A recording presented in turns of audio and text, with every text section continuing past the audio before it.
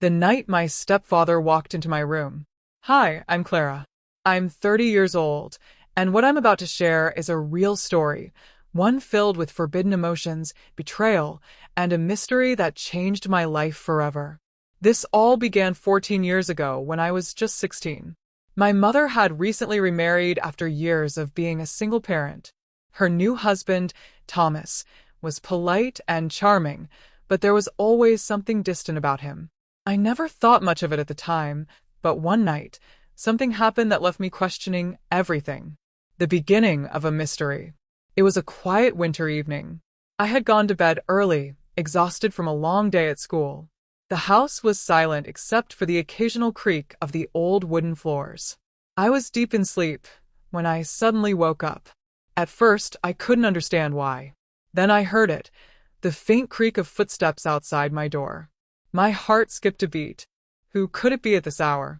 Seconds later, the door slowly opened. Through the dim light, I saw Thomas standing in the doorway. I stayed still, pretending to be asleep, my mind racing with questions. Why was he in my room in the middle of the night? Thomas stood there for a moment, then walked toward my desk. On it was a small jewelry box, a keepsake from my late father. To my disbelief, he picked it up and slipped it into his pocket. He left as quietly as he had entered. A suspicious explanation. The next morning, I decided to confront him. "Thomas," I said, trying to keep my voice steady, "I think my jewelry box is missing.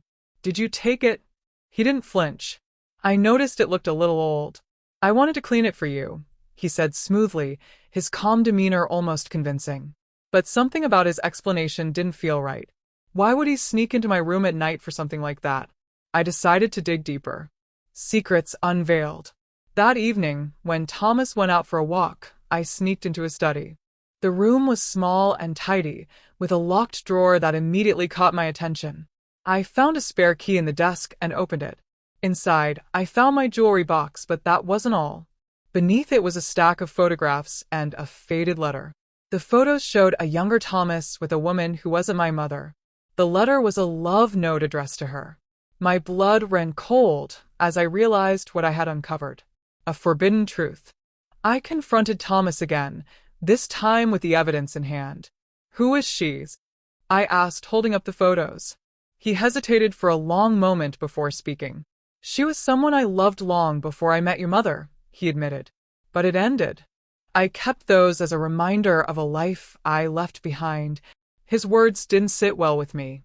Why had he taken my jewelry box? And why was he clinging to a past that had no place in our lives? A family torn apart. When I told my mother what I had discovered, she was devastated. She confronted Thomas, and after a heated argument, the truth finally came out. Thomas had been seeing this woman just months before marrying my mother, and he had never truly let go of her. That night marked the beginning of the end for our family. My mother filed for divorce shortly after, and I learned the painful but valuable lesson that trust is fragile and secrets always surface.